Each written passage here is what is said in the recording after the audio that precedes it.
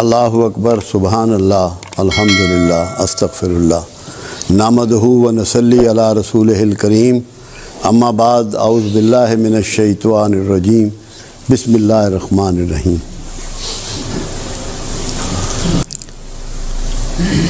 زکریا علیہ السلام کو کہا گیا کہ عمران کی بیٹی حضرت مریم کا خیال رکھا کرو، اس کی دیکھ بھال کیا کرو۔ تو آپ حضرت مریم کے حجرے میں تشریف لے جاتے اور وہاں انواع و اقسام کے بے موسمی کھانے اور پھل اور دیگر چیزیں پاتے۔ تو مریم علیہ السلام سے زکریا علیہ السلام سوال فرماتے کہ مریم یہ سب کچھ کیسے ہوتا ہے، یہ کہاں سے آتا ہے؟ تو مریم فرماتی جو اللہ چاہتا ہے وہ کرتا ہے، جو چاہتا ہے وہ دیتا ہے، جس کو چاہتا ہے اس کو دیتا ہے۔ تو یہ رحمت کا نزول جب وہاں ہو رہا تھا تو زکریا علیہ السلام نے بیٹے کی پیدائش کی دعا اسی مقام پہ کھڑے ہو کے کی جہاں یہ رحمت اللہ کی برس رہی تھی۔ اور یحییٰ علیہ السلام جو پیدا ہوئے، پھر پروردگار عالم نے قرآن میں انہوں نے کہا کہ 3 دن تو بات نہ کر سکے گا، یہ علامت ہوگی اس بات کی کہ تیری دعا قبول ہو گئی۔ جب آپ کو کسی جگہ کی بھی یہ کنفرمیشن مل جائے کہ یہاں رحمت کا نزول ہوتا ہے، یہاں رحمت برستی ہے، آپ کا دل اس کی گواہی دے دے، وہی مقام دعا ہوتا ہے۔ اگر آپ یہاں آتے ہیں اور اس وہمے کے ساتھ آتے ہیں کہ یہاں رحمت اور برکت کا نزول نہیں ہے تو کوئی دعا نہ کرے۔ اور اگر آپ کا یہ یقین ہے کہ یہاں کچھ نہ کچھ غیر معمولی ہے، کچھ نہ کچھ اس کی رحمت برستی ہے، تو دعا ضرور کیجئے گا، انشاءاللہ آپ کی دعائیں اللہ قبول فرمائے گا۔ ایک تو یہ میں نے بات کرنی۔ دوسری بات یہ ہے کہ قرآن ہمیں یہ سکھاتا ہے کہ کیا ہو گیا ان لوگوں کو کہ جو اپنی جانوں پر ظلم کر بیٹھے ہیں، کیوں نہیں میرے رسول کے پاس جاتے اور درخواست گزار ہوتے کہ ہمیں اللہ سے بخشش لے دو، اور رسول تمہارے لیے بخشش مانگے اور میں بخش دیتا۔ کیا یہ اسی زمانے کے لیے بات تھی؟ محدود بات تھی؟ یہ قیامت تک کے لیے ہے، کیونکہ جب قرآن میں مینشن ہو گئی، قرآن کی بات، قرآن کا رول بعد از قیامت بھی ہے، یہ ہمیشہ کے لیے معاملہ طے ہو گیا۔ جب آپ درود شریف پڑھتے ہیں، جب سرکار پہ سلام بھیجتے ہیں تو آپ کی بات پوری پہنچتی ہے، مگر ہمیں کرنا کیا ہے؟ پہلے ہمیں اس بھید کو سمجھنا ہے۔ جو رسول اللہ پسند کرتے ہیں ہمیں اسے پسند کرنا ہے، جو رسول اللہ ناپسند کرتے ہیں ہمیں اسے ناپسند کرنا ہے۔ خالی کھلی کام نہیں چلے گا کہ آپ یہ سمجھیں کہ بس آپ کی دعائیں قبول ہو جائیں گی، آپ کی بخشش ہو جائے گی۔ آپ کو رسول اللہ کے گروہ میں شامل ہونا پڑے گا۔ معافی لینے کے لیے کچھ طریقے آپ کو بدلنے پڑیں گے۔ حالانکہ اللہ کے حبیب صلی اللہ علیہ وسلم نے اس کی نشاندہی فرما دی کہ ایک ایسا زمانہ آئے گا، لوگوں نے نہ مجھے دیکھا ہوگا نہ میری آواز کو سنا ہوگا، مگر مجھ سے محبت کرتے ہوں گے۔ خوش نصیب ہے وہ شخص جس کے سینے میں کملی والے کی محبت جو ہے وہ جاگ جائے، پیدا ہو جائے۔ یہ اللہ کی مہر کے بغیر نہیں ہو سکتی، یہ ممکن نہیں ہے۔ تو جب اللہ یہ مہر کر دے اور یہ پیدا ہو جائے تو اس کا مطلب یہ ہے کہ بات جو ہے وہ بن جانی ہے۔ اب دیکھنا یہ ہے کہ ہم زیادہ وہ کام کرتے ہیں جو رسول اللہ کو پسند نہیں ہے۔ غصہ ہے، نفرت ہے، حسد ہے، ضد ہے، دشمنی ہے، عصبیت ہے، منافقت ہے، جھوٹ ہے۔ کیا یہ چیزیں عمل میں لانے کے باوجود آپ سمجھتے ہیں کہ آپ کا رسول اللہ سے گہرا تعلق ہے، پیار کا تعلق ہے؟ محبت کا تعلق ہے یا اپنے آپ کو دھوکہ دے رہے ہیں؟ آپ کو سچائی اپنانی پڑے گی، محبت اپنانی پڑے گی، شرافت اپنانی پڑے گی، پاکیزگی اختیار کرنی پڑے گی، یہ آپ کو چینج کرنا پڑے گا۔ اب آپ دیکھیے کہ کچھ لوگ آپ کے پاس آئے اور انہوں نے کہا کہ رسول اللہ صلی اللہ علیہ وسلم، ہم جب آپ کے پاس آتے ہیں تو جو اصحاب صفا آپ کے پاس بیٹھے ہوتے ہیں ان کی جوئیں ہمیں چڑھ جاتی ہیں، ان کی جوئیں ہمیں چڑھ جاتی ہیں، ہمارے لیے ملاقات کا ٹائم کچھ الگ کر دیجئے۔ میرے آقا کو تکلیف بہت پہنچی، انتہائی ذوق پہنچا۔ آپ نے ان کے لیے نہ کوئی ٹائم مقرر کیا، نہ اس بات کا جواب دیا، خاموش ہو گئے۔ مگر اس دن آپ نے ایک دعا فرمائی، اے اللہ، یہ میرے آقا کی دعا ہے، مجھے مسکینوں میں رکھ، انہی میں مارنا اور انہی میں اٹھانا۔ اب یہ آپ لوگوں کے لیے ہے آج۔ اگر آپ کو مسکین برا لگتا ہے، آپ کا کملی والے سے تعلق نہیں ہے۔ مسکینوں کو اپنا لو، دھتکارو مت، گندے کپڑے والے کو اپنے سے دور مت کرو، کمزور حیثیت کے آدمی سے نفرت مت کرو۔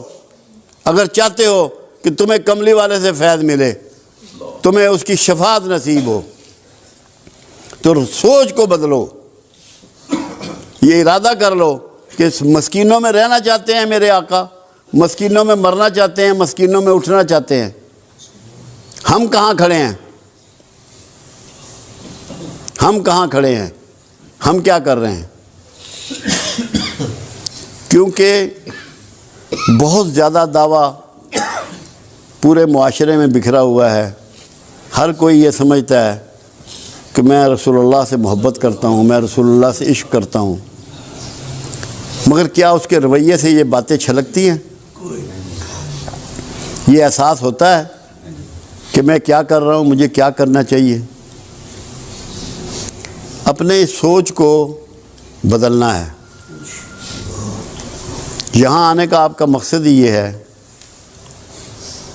یہاں بنیادی طور پہ ہمارا سکول آف تھاٹ جو ہے وہ تصوف ہے، جو تمام اولیاء اعظام کا سلسلہ چلا آ رہا ہے، نسل در نسل چلا آ رہا ہے۔ وہ صفائے قلب کو بلیو کرتا ہے، اپنے اندر کی صفائی اس کا منشور ہے، اس کا ماٹو ہے۔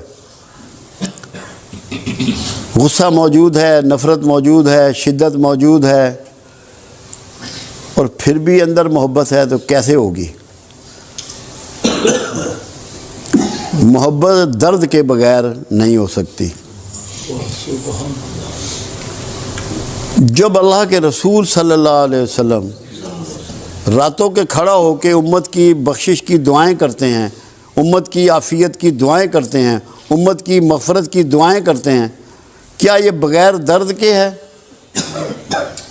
کیا سینے میں سے دعا نکلتی ہے بغیر درد کے کسی کے لیے؟ کیا یہ ممکن ہے؟ کیا ڈرامہ کیا جا سکتا ہے؟ اس درد کو اپنانا ہے۔ میں آپ کو یقین دلاتا ہوں، اگر آپ کے اندر تھوڑا سا بھی درد پیدا ہو گیا، ہم قیامت کے قریب کے زمانے میں ہیں، سرکار سے دوری کے زمانے میں ہیں، تو تھوڑا سا بھی آج کا جو درد ہے نا، وہ آپ کی کائنات کو بدل ڈالے گا۔ اس کی ابتدا آپ نے اس طرح کرنی ہے کہ آج سے، ابھی سے مسکینوں کو چھاتی سے لگانا ہے، اور اس لیے لگانا ہے کہ یہ آقا کی پسند ہے۔ مسکین سرکار کی پسند ہے، جو سرکار کی پسند ہے وہ میری پسند ہے، یہ بنا لینا ہے اس کو۔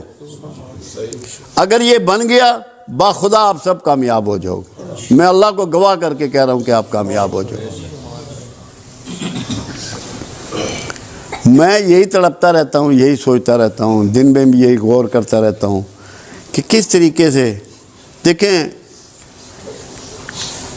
آج سے 40 سال پیچھے جائیں، 50 سال پیچھے جائیں، ہمارے پاس اسباب بہت کم تھے، کسی کے پاس اسباب نہیں تھے اتنے، ہم سب ایک جیسے حالات کے لوگ ہیں۔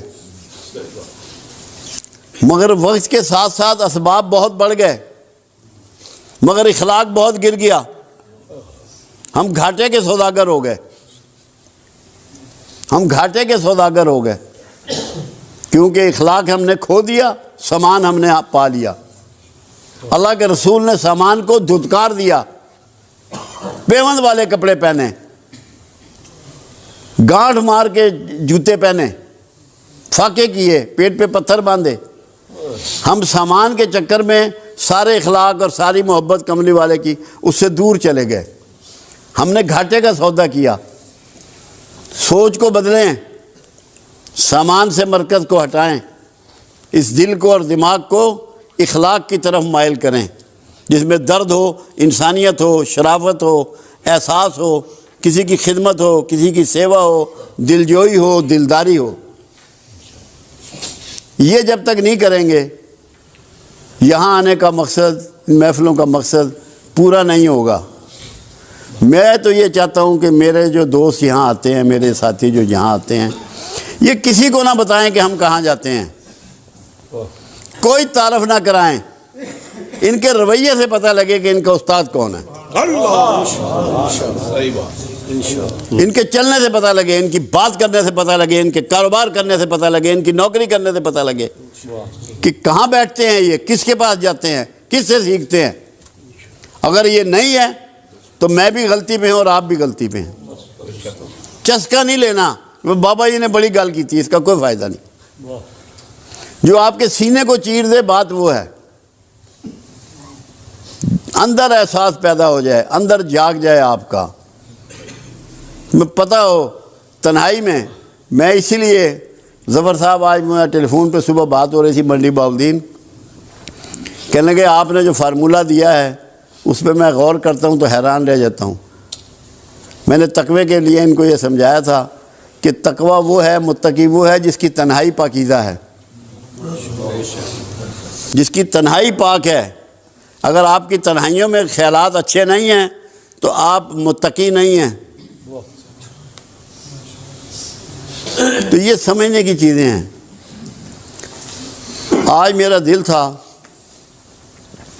کہ جتنے دوست آئے ہیں، کوئی بندہ ہم میں سے ایسا نہ ہے جس کے کوئی جسمانی، کوئی نفسیاتی، کوئی معاشرتی، کوئی معاشی، کوئی روحانی مسائل نہ ہوں۔ ایک تو یہ ہم قیامت کے قریب کے زمانے میں ہیں، پھر دین سے بہت دوری ہے، قرآن سے بہت دوری ہے، اچھے لوگوں سے بڑی دوری ہے۔ وہ میاں محمد بخش کا شعر ہے نا، جس کپڑے پھول بدے ہون خوشبو آئے رومالوں۔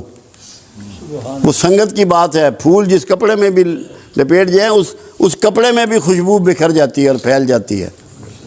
ایسے ہی کسی اللہ والے کے ساتھ تعلق جوڑنے سے یہ ہوتا ہے کہ اس کی خوشبو آپ کے سینے میں بس جاتی ہے، آپ میں کچھ نہ کچھ احساس پیدا ہو جاتا ہے، اللہ کا ڈر اور خوف اور کملی والے کی محبت اس میں بیٹھ جاتی ہے آپ کے سینے میں، آپ کے دل و دماغ میں۔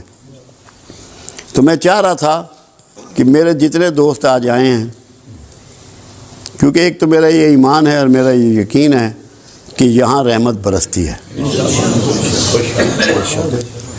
کچھ مجھے ایسی احساس بھی تھا کہ جس نے جو دعا مانگنی ہے اپنی، جو اس کے دل میں ہے، جو اس کی آرزو ہے، اس کے معاملات ہیں، خرابی ہے، جو بھی ہے، اللہ کے لیے کوئی کام بڑا نہیں ہوتا۔ ہم یہ سمجھیں نا کہ یہ کام اللہ نہیں کر سکتا، اللہ کے لیے تو ہر کام چھوٹا ہے، ہمارے لیے چھوٹا یا بڑا ہو سکتا ہے۔ اللہ کے لیے کسی کام کی کیا ویلیو، اس نے تو کن کہنا ہر کام ہو جانا ہے۔ اس کے لیے میرے ذہن میں آج یہ تھا کہ دعا کریں گے اکٹھے، اور جس جس کے دل میں جو جو آرزو ہے وہ اس کے لیے اپنی دعا مانگ لے گا۔ اس سے پہلے ایک بات بہت ضروری ہے، قرآن حکیم میں یہ بات سمجھائی گئی کہ مشرکین مکہ رسول اللہ صلی اللہ علیہ وسلم کو جب پکارتے تھے تو رانا کہتے تھے، رے عین نون الف، یعنی کہ چرواہا، چرواہا اللہ کے حبیب نے قرآن میں یہ بتایا کہ میرے رسول کو آئندہ سے رانا نہ کہو، اس کو کہو انظرنا۔ لوگوں نے اس کے معنی اور مطلب کو نہیں سمجھا۔ انظرنا کا مطلب ہے کہ آقا نظر کرم ادھر پھیریے، نظر کرم ادھر پھیریے۔ تو آپ نے دعا سے پہلے سب نے انظرنا پڑھنا ہے کہ ہم نے پہلے آقا کو متوجہ کرنا ہے اور پھر اللہ سے مانگنا ہے۔ بات سمجھ میں آئی یا نہیں آئی؟ پہلے پڑھنا ہے انظرنا کہ آقا ادھر نظر کرم پھیر دیجئے، پھر اپنی اپنی دعا